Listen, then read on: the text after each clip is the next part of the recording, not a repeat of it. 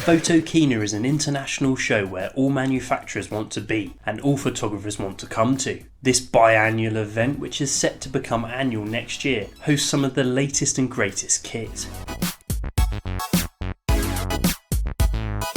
From 2 years ago, when Hasselblad showed off the X1D mirrorless camera here at Photokina, we now have 3 lenses for the XCD range and also a teleconverter. A 65mm f2.8, which will become the standard go-to lens for X1D users. Being made for medium format, there is a reverse crop factor making this an equivalent 52mm f2.2 lens in 35mm. The 135mm f2.8 ships with the 1.7 times teleconverter, and the one most people are excited about is the 80mm f1.8 lens. This is the fastest lens from Hasselblad for the XQD range, and internally has dual motors powering this little beast.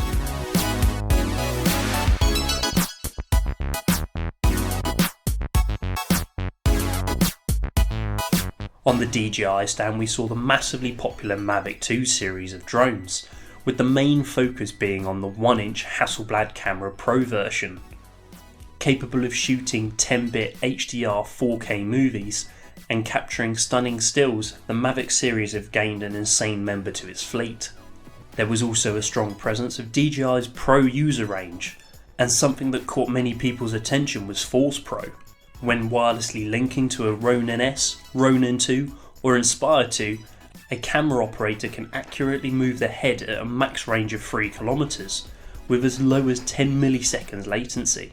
With up to 5 hours of operation via the internal battery, and with the flexibility of mounting the Force Pro to a tripod, grip or even a helmet, it will really allow creatives to work their magic.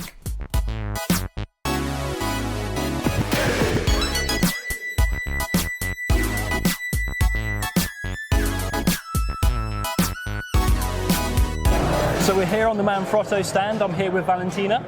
You're just going to basically explain what the new mini tripod is about. So, yes. Let us know what it's all. This is called Mini Traveler by Gitzo, and it's basically a proper Gitzo tripod, just in a super compact size.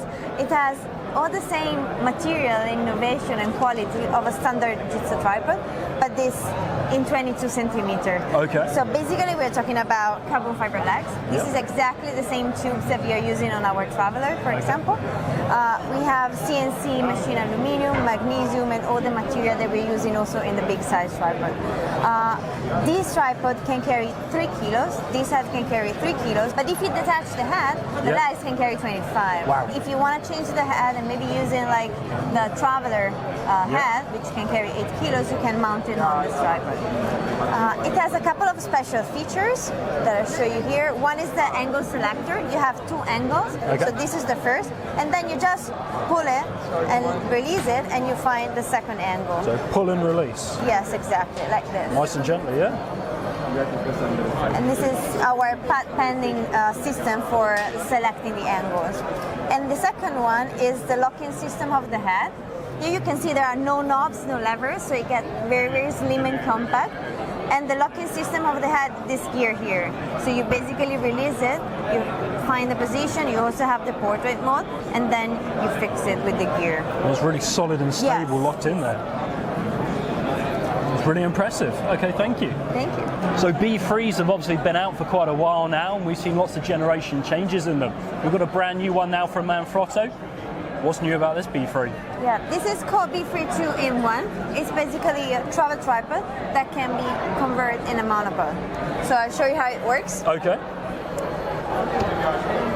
So this leg, you can see here, this leg can be just unlocked. When you see the red ring here, it means that you can detach the leg. Okay, stop. I'll hold that thank you. So you remove the cap from the column. Here, you just take the column out, so you can have, you detach it again, so you can have a full-size monopod. Okay. You need the column to have a proper 8, and you basically fix it like that. And it can carry 5 kilos. It's very nice. So it's really good for anyone who's obviously maybe going off travelling somewhere, don't want to take multiple bits of kit with you. Exactly. You've got it all in one. So I like that. It's very smart, very compact. Awesome. Thank you. Thank you.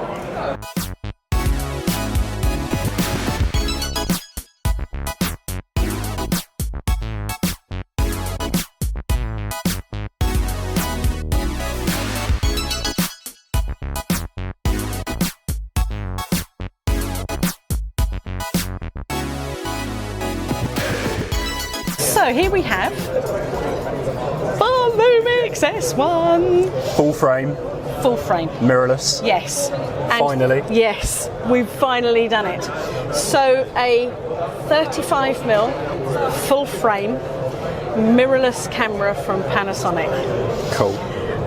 The biggest thing is that it is the first time, it's a world first, that we have 4K 60p in a full frame camera. Okay. It's also a world first that it's dual image stabilized in a full frame camera. Right. So we have two models. I don't know, you have a little feel of it. How does, Yeah, feels nice, grips well. Yeah. Feels good in the hand. What you've got there is you've got the S1R. Okay. So the R is the stills, it's the ultimate stills photographer's camera. Okay, so kind of like the resolution. So, yeah, so that's a really good word. So yeah, so a 47 megapixels. Right. And really geared up for the commercial photographer, the portrait photographer. Right. That's sort of where they need that absolute high level of resolution. And it's really the ergonomics, everything around both cameras are geared up for really rugged, hard work. Okay, because it's got really good weather sealing. Yeah, yeah. So the press conference, we were sitting in the press conference and they said, it goes down to -40. And we're going, who goes down to -40? Someone will be. Someone will be. So massive rugged weather sealing. What you're holding is a prototype. Okay. A lot of this is maybe not the finished article. And when I picked it up, it's going to be. So when I picked it up yesterday, and I went, oh, and they went, so we're not convinced. We don't know sort about of quite this. Smooth. Yeah, sort I of think rubbers. that I don't know what that's going to end up with. Okay. There's a second version of this camera. Yep. At 24 megapixels, full frame sensor with dual IS and 4K 60p. Wow. You've got a camera there that a sports photographer, an events photographer, a filmmaker can really get to grips with without the absolute vast size of files. Yeah. You know, as sports. Do we, for like obviously video and stuff, do you know if it's going to be 10-bit internal? No idea yet. Okay. There's some of the specs that we have no idea. But what we've got there for the sports shooters, all of those people that need to take a lot of images, get them out quickly, a really, really solid, hard-working camera. On the back, we've got a new type of LCD screen. Okay. So this LCD screen tips this way. Yep. It goes this way. Yep. But also it flips this way. Now, I do this wrong every time, so it goes that way. So when you're shooting portrait, you've got and it all stays within the body of the camera. So if you're a working photographer, sometimes that flip out might be a problem. Could be an issue, bashed and banged. The ergonomics I really like. Your buttons, everything should be where you need them to be. Easily accessible. That's really nice. Now, obviously, Panasonic's known for having a ton of lenses and really good glass. Yes. Obviously, we've got the likes of Olympus, which obviously fit on as well. Yes. How's it going to go with the full frame mount? Yeah. Now, as everyone's starting to become aware, there's a new mount around. Yep. Now, it's now an alliance between the three manufacturers: Panasonic, Leica, and Sigma. Now that opens up a whole new world. At launch, we are going to have 3 lenses. Okay. They're here. Yep. Now, as you can see, there's the ones we have here missing glass in that one. are not actually real, but they give you a really good idea of what's coming. So we are going to have at launch a 24-105, a 70-200. And a 50mm. Nice. Now the beauty of that is that is where absolutely every working photographer is their core, it's the their vital core lenses. range. Yeah.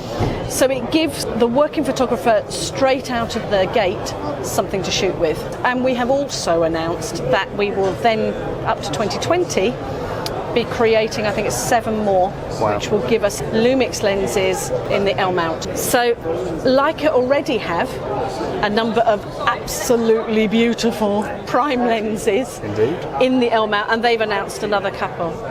And of course we now have Sigma on board. It's going to be a very interesting time. And those Sigma lenses means that expands the portfolio, and they will be designing lenses for themselves and for us.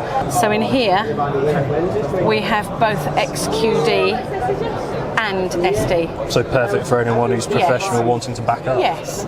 So 2 card slots. So do we have any idea when we might find out like the full spec on this? No, not yet. As far as I'm aware, it's slated for launch first half 2019. Okay, so not too long. So not too long. So yeah, we should see specs coming out, and that will give us a much fuller idea of how this is going to work for stills photographers. The vast majority of our customer base do not shoot full frame. No, they don't. And that is not, some will move up. If they have a need for this ultimate low light capability, this ultimate image quality, they have to do enormous prints, whatever, then they may move up. But it's not who this is aimed at. No. Our existing M4.3 base is absolutely solid. Yeah. So you're looking at what, high-end enthusiasts? You're looking at pro level? Yes. So absolute top end of the enthusiasts. Yep. And the rock solid pros. This is where this is aimed at. Yeah. That's where it's at.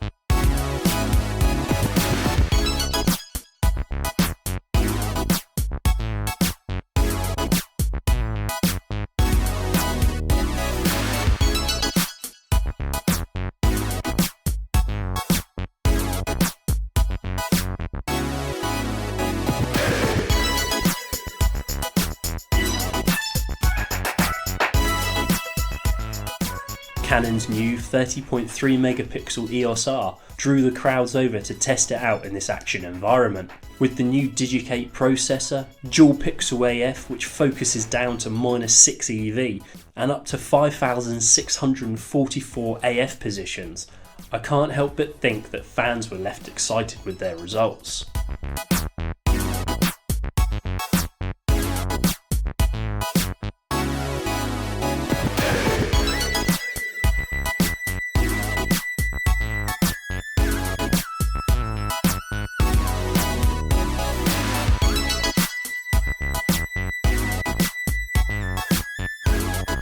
Sony revealed their new 24mm f1.4 G Master lens, far smaller and lighter than we have come to expect from G Master lenses, yet still packing stunning image quality. 2 extreme aspherical elements which give corner-to-corner sharpness, but also suppresses sagittal flare commonly found in astrophotography. A customizable focus hold button allows you to set functions from the body, including grid line checks and white balance adjustments. An on-off switch allows photographers to feel a confident click while changing the aperture, or you can turn this function off completely if shooting video, providing seamless silent control. Sony also showed off their new tough SD cards. They are completely sealed, without ribs by the contacts, switchless and moulded from one piece to offer protection against dropping, water, dust and snapping. It's a simple thing to do, but will make a world of difference to anyone who shoots on SD cards regularly.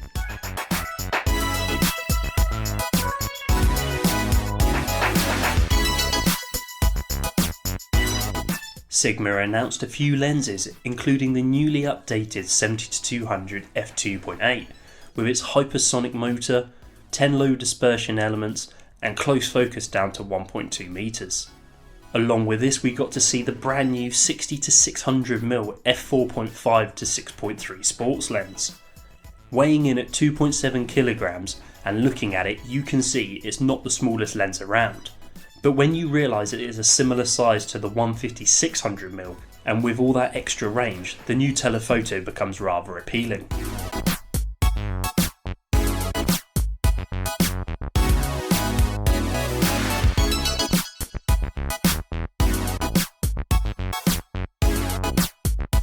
Hahnel has updated some of their loved classics from their range. Their new flex cable now supports micro USB, Lightning and USB Type-C, along with being more durable with its metal design and tougher rubberized joints. You will also begin to see a new locking system rolled out on their Modus flash range, instead of the current screw lock we currently have. Customers will also start to get the new USB charging cradle for the extreme lithium-ion batteries. For the ProCube 2, you can now attach a wireless charger, allowing you to easily charge your smart devices.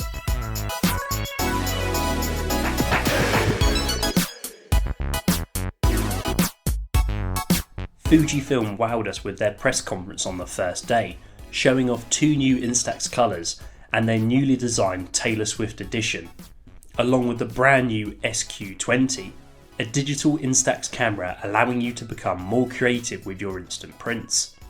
A rangefinder style camera housing the same medium format size sensor seen in the previous GFX gives Fujifilm a 25mm thinner and 145g lighter body with the GFX 50R. The GFX 100MP development was finally announced, boasting the world's first medium format camera with in-body stabilisation and 4K movie recording capabilities. Capture One also made an appearance in the Fujifilm press launch, announcing their partnership allowing support of tethering and full film simulation for the X series range. After what can be described as nothing but a busy and packed show, it was great to be able to get hands-on and a little more time with the recently announced products. For any more information, please check out our website or head to your local London Camera Exchange.